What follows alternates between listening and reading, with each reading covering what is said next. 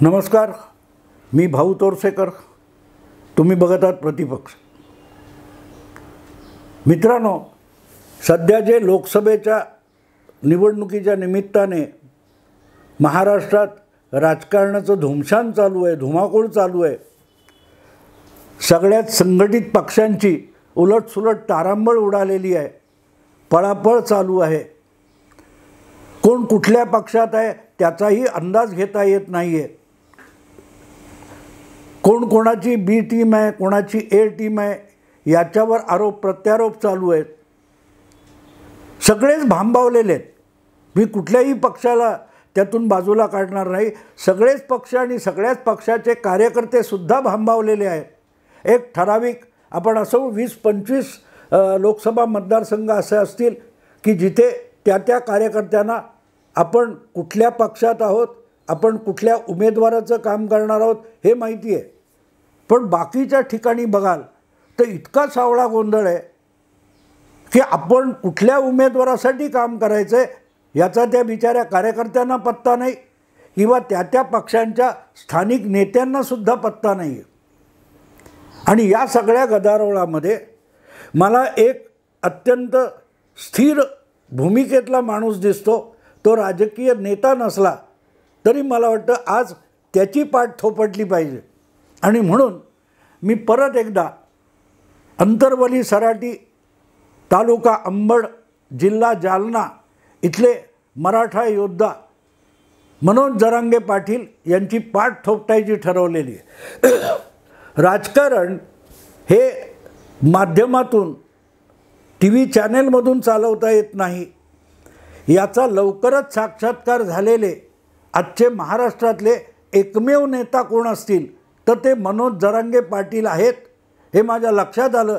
आणि म्हणून राजकारणात नसलेल्या ह्या एका मराठा नेत्याचं कौतुक करणं मला अगत्याचं वाटलं.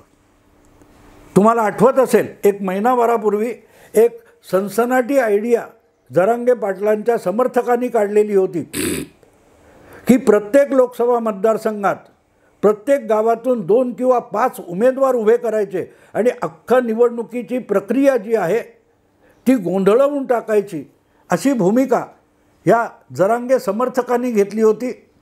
आणि हळूहळू त्याची चर्चा सुरू झाल्यानंतर मी त्यावर एक व्हिडिओ केला होता की आयडिया फार छान आहे, जरांगे पाटील अंमलात आणाच. पण ती अर्थात अंमलात आणली गेली नाही, कारण त्या पहिल्या व्हिडिओमध्ये 1.5 महिन्यापूर्वी मी जी समस्या सांगितली होती ती हळूहळू जरांगे पाटील आणि त्यांचं जो काय कोर कमिटी असेल किंवा काय कोर ग्रुप असेल, समर्थक असतील, त्यांच्या लक्षात आलं की अशा रीतीने एकेका मतदारसंघात 1000-1500 उमेदवार उभे करणं हे निवडणूक आयोगाला काय समस्या होईल ती नंतर, पण ती प्रक्रिया, उमेदवारी अर्ज भरण्याची प्रक्रिया करताना आपल्यालाच घाम फुटण्याची शक्यता आहे हे लक्षात आल्यामुळे जरांगे पाटलांच्या समर्थकांनी आणि खुद्द जरांगे पाटील यांनी त्यातून काढता पाय घेतला. याबद्दल त्यांचं अभिनंदन केलं पाहिजे. कधी एक चुकीचं पाऊल उचललं जाणार असेल आणि कोण सावधानतेचा इशारा देत असेल तर त्यातलं गांभीर्य ओळखून एक पाऊल मागे आलं तर तो मूर्खपणा नसतो, तो पराभव नसतो, तो शहाणपणाच असतो हे विसरता कामा नये. आणि म्हणून जरांगे पाटील यांनी एक पाऊल मागे यायचं ठरवलं असेल तर ते अजिबात गैरलागू नव्हतं. पण त्यानंतर खुमखुमी जात नसते. एक पाऊल मागे आलं तरी 4 पावलं पुढे झेपावण्याची अनिवार्य इच्छा रोखता येत नसते. आणि त्यामुळेच प्रत्येक मतदारसंघातून फक्त एकच उमेदवार उभा करायचा आणि सगळ्या मराठा समाजाने त्या एकाच उमेदवाराला मतदान करायचं. आपापल्या मतदारसंघामध्ये, आपापल्या गावामध्ये, आपापल्या वाडीमध्ये कुठल्याही पक्षाचा कोणी येत असेल प्रचाराला तर प्रचाराला येऊ द्यायचं नाही, अशा भूमिका पुढे बदलण्यात आल्या. पण त्या पलीकडे आणखीन एक चांगली भूमिका त्यांनी घेतली होती की कुठल्याही पक्षाच्या प्रचाराला जाऊ नका. ही मात्र अतिशय अडचणीची भूमिका होती, कारण ज्या वेळेला निवडणुका येतात त्यावेळेला अशा धडपड्या कार्यकर्त्यांना, तरुणांना एक पर्वणी असते. तो एक उत्सव म्हणून साजरा करताना खाण्यापिण्याची भटकण्याची, 4 पैसे खिशात टाकण्याची एक पर्वणी असते, तर ती हुकणार होती. असो, मुद्दा तो नाही आहे. पण या सगळ्या प्रकारात आपण अधिक अडकत गेलो तर आपलंही अवमूल्यन होईल हे जरांगे पाटलांना फार लवकर कळलं. म्हणून हळूहळू करत त्यांनी त्यापासून काढता पाय घेतला तर त्यांचं अभिनंदन केलं पाहिजे. पण त्यांची एक भूमिका मला आवडली होती, ते त्याच्यावर ठाम राहिले पाहिजे होते.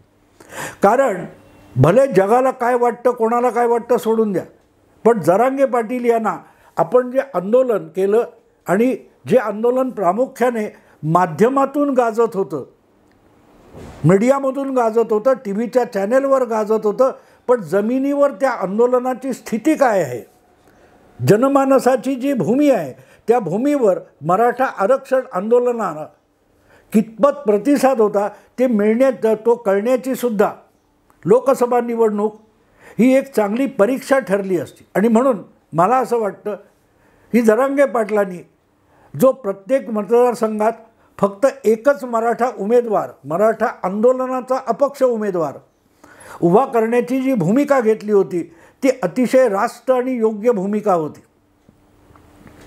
आणि त्यामुळे प्रत्येक विभागात जाऊन तिथल्या कार्यकर्त्यांची बैठक भेट घेऊन चर्चा करून एकच एक उमेदवार प्रत्येक लोकसभा निवडणुकीत ठरवायचा, ही त्यांची भूमिका योग्य होती. भले त्याच्यात पडले असते उमेदवार, पराभूत झाले असते, काही बिघडत नाही, डिपॉझिट गेले असतं, काही फरक पडत नाही. पण आंदोलनामध्ये ही सगळ्यात मोठी गोष्ट असते की त्या आंदोलनाशी जनतेमध्ये किती निष्ठा आहेत, किती मोठा प्रतिसाद मिळतो याची चाचपणी झाली असते. आणि म्हणून तसं होणं आवश्यक होतं. पण योगायोग असा, तुम्ही ज्या बातम्या बघितल्या त्याच्या आधारे मी बोलतोय की छत्रपती संभाजीनगर जिल्ह्यामध्ये किंवा मतदारसंघामध्ये जी अशा कार्यकर्त्यांची, मराठा आरक्षणाचे पुरस्कर्ते असलेल्या कार्यकर्त्यांची एक बैठक झाली, त्या बैठकीमध्ये काहीतरी बेबनाव निर्माण झाला आणि एका तरुणाला दुसऱ्या इतर लोकांच्या घोळक्याने भयंकर चोपून काढलं. इतकं चोपून काढलं की त्याला इस्पितळात दाखल व्हावं लागलं. आणि तिथून मग राजकीय भूमिका असलेलेच लोक आरक्षणाच्या निमित्ताने आपल्या आंदोलनात आपल्या मागे आलेत याची पहिली जाणीव जरांगे पाटील यांना झाली. कारण त्या मराठा आरक्षणाचा उमेदवार उभा करायचा यासाठी झालेल्या बैठकीत त्या कुठल्या तरुणाने जी काही एक भूमिका मांडली, त्यामुळे चिडलेल्या दुसऱ्या राजकीय भूमिकेच्या गटाने त्याला बेदम म्हणजे बेदम मारहाण केली की इस्पितळात जावं लागलं. पण त्यामुळे आपल्या मागे जमा झालेला मराठा तरुण, समाजाची लेकरं, जरांगेंच्या भाषेत समाजाची लेकरं, माझी लेकरं, मराठाची लेकरं, समाजाची लेकरं म्हणून जे काय ते बोलत होते, ती लेकरं आपल्या आपसामध्ये एकमेकाच्या उरावर कशी बसायला लागली हे जरांगे पाटील यांच्या लक्षात आलं. आणि त्यांनी तो एक उमेदवार प्रत्येक मतदारसंघात अपक्ष यातून सुद्धा एक पाऊल मागे येण्याचा निर्णय घेतला. कारण त्यानंतर म्हणजे संभाजीनगरमधल्या त्या बैठकीत जी हाणामारी झाली, त्यानंतर पुढे अशी बैठक कुठे झाली, काय झाली याची बातमीसुद्धा येऊ शकलेली नाही. किंबहुना त्यानंतर आणखीन एक काहीतरी एक भूमिका झाल्या होत्या, ती बैठका वगैरे. शेवटी वैतागलेले जरांगे पाटील यांनी आणखीन एक भूमिका बदलली की आपलं लक्ष लोकसभा नाही आहे, आपलं लक्ष विधानसभा आहे. विधानसभा हे तुमचं लक्ष असायचं काही कारण नाही. कारण विधानसभेने तुम्ही जे मागितलं होतं ते मराठा आरक्षण दिलेलं आहे. त्यासाठी सगळ्या पक्षाच्या आमदारांनी एकमताने प्रस्ताव संमत केलेला आहे. त्याचा काय तो GR वगैरे निघालेला आहे. मग विधानसभा हे लक्ष कसं काय असू शकतं? हेच जरांगे आणि त्यांचे जवळचे लोक मध्यंतरी म्हणाले होते ना की जा दिल्लीत आणि मोदींना पटवा आणि मोदींकडून मराठा आरक्षणासाठी संसदेचा आणि केंद्र सरकारचा कायदा करून घ्या. जर मराठा आरक्षण महाराष्ट्राच्या विधानसभेत होणार नसेल तर जरांगे पाटील यांचं लक्ष विधानसभा कसं असू शकतं? कारण विधानसभेत त्यांना अपेक्षित असलेला आरक्षणाचा प्रस्ताव मंजूर झालेला आहे आणि फक्त इथेच झालं आहे असं नाही. असले प्रस्ताव राजस्थानमध्ये गुज्जर समाज, हरियाणामध्ये काही तो जाट समाज किंवा गुजरातमध्ये पटेल यांचं आंदोलन झालेलं आहे. पण मुद्दा सगळा अडकलेला आहे तो दिल्लीत म्हणजे सुप्रीम कोर्टात अडकलेला आहे. सुप्रीम कोर्टाने जी मर्यादा घालून दिलेली आहे इंदिरा सहानी केसमध्ये की कुठलंही कसलंही आरक्षण द्या, पण ते आरक्षण एकूण पैकी 50% पुढे जाता कामा नये. तर मग लोकसभा आणि विधानसभा यातून जरांगे पाटील हा विषय सोडवणार म्हणजे कसा सोडवणार? कारण सरळ आहे, जरांगे पाटील यांना आरक्षण म्हणजे काय, त्याच्या कायदेशीर तरतुदी काय, संविधान म्हणजे काय, संविधानाच्या चौकटीत कारभार चालवणं म्हणजे काय, याचा थांग पत्ता जरांगे पाटील यांना नाही आहे. पण जरांगे पाटील एका विशिष्ट पक्षाने, ज्याला अडून अडून लोक राष्ट्रवादी काँग्रेस पक्ष, शरदचंद्र पवार असं म्हणतात, त्यांच्या चिथावणीतून ते आंदोलन भडकवलं गेलं. आपापले वेगवेगळ्या विभागातले पाठीराखे जरांगे पाटील यांच्या पाठीशी आणून उभे करण्यात आले. त्यामुळे ते आंदोलन पसरत गेलं. तरीही त्याचा गाभा खुद्द जरांगे पाटलांना कधीही कळलेला नव्हता. म्हणून ते आता म्हणतात की आपलं लक्ष विधानसभा आहे. विधानसभा हे लक्ष जरांगे पाटील यांचं असू शकत नाही, कारण जरांगे पाटील यांचं आंदोलन म्हणजे एक पक्ष नाही आहे.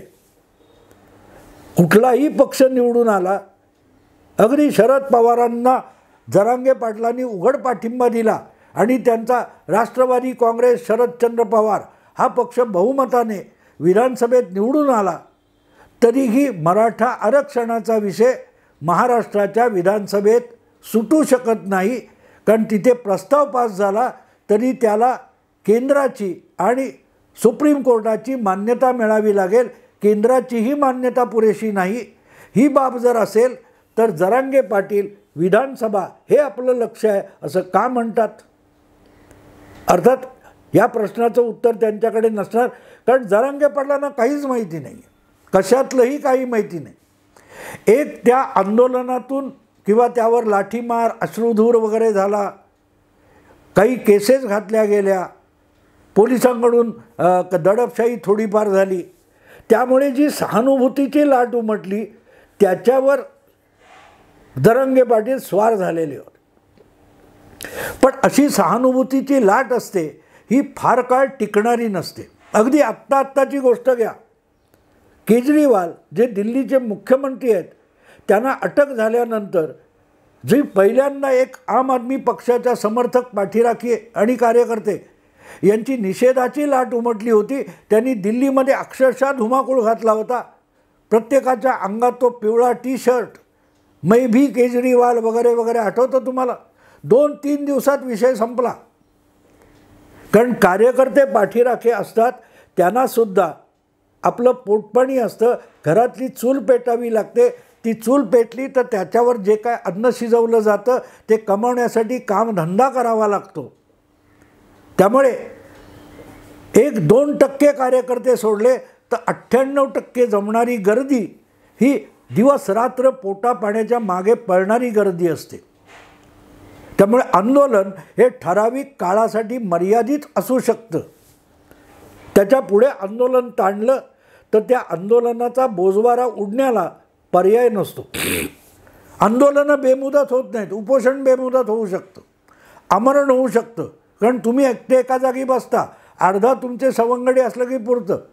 पण आंदोलन हजारो लोक रस्त्यावर उतरवावे लागतात आणि रस्त्यावर हजारो लोक उतरवण्यासाठी त्यांच्यासकट त्यांच्या कुटुंबाची जबाबदारी उचलावी लागते. ती उचलणारेही दानशूर असतात, पण ते सुद्धा वर्षाचे 12 महिने दानशूर असू शकत नाहीत. हळूहळू करत जरांगे पाटील यांना याची जाणीव झाली. कारण त्यांच्या इकडतिकडच्या दौऱ्यात ज्या 40-40, 70-70 गाड्यांचा ताफा होता, त्यातल्या गाड्या कमी व्हायला लागल्या. फुलं उधळणारे JCB, गुलाल उधळणारे JCB यांची संख्या कमी होत गेली, समोर जमणारी गर्दी आटत गेली. तेव्हा हळूहळू करत जरांगे पाटील यांना साक्षात्कार झाला आणि शेवटी वैतागलेले जरांगे पाटील यांनी घोषणा करून टाकली, ज्यांना पाडायचं त्यांना पाडा, आपल्याला काय करायचं नाही. हे ओरिजिनल जरांगे पाटील.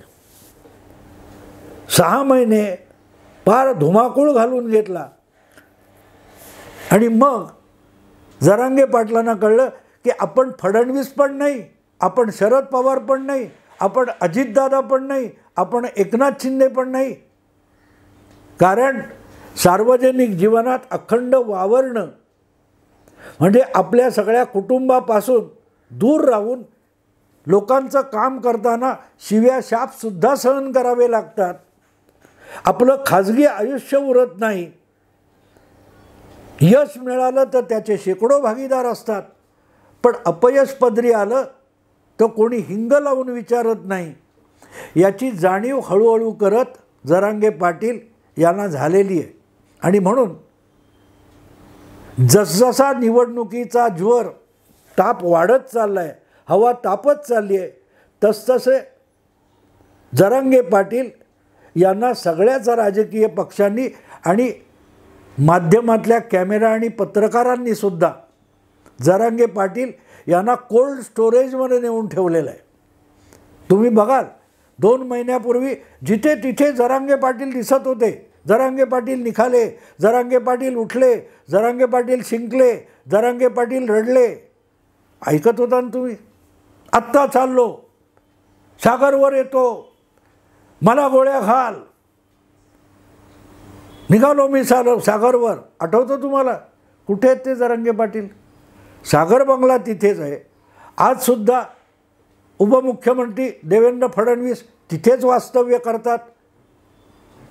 जरांगे पाटील विसरून गेले आपण छातीवर गोळी झेलून शहीद व्हायला सागर बंगल्यावर निघालोय. हे जरांगे पाटील पण विसरलेत.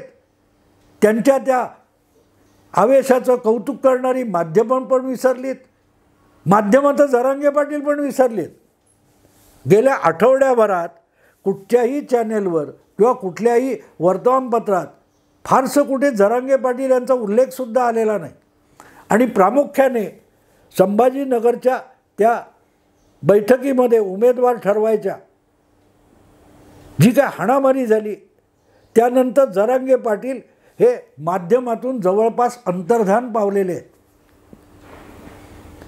एकच शेवटचा संदेश त्यांनी आपल्या समर्थकांना, अनुयायांना आणि भक्तांना, जरांगे भक्तांना एकमेव काय तो संदेश दिलेला आहे, ज्याला पाडायचं त्याला पाडा, आपल्याला हे काय करायचं नाही.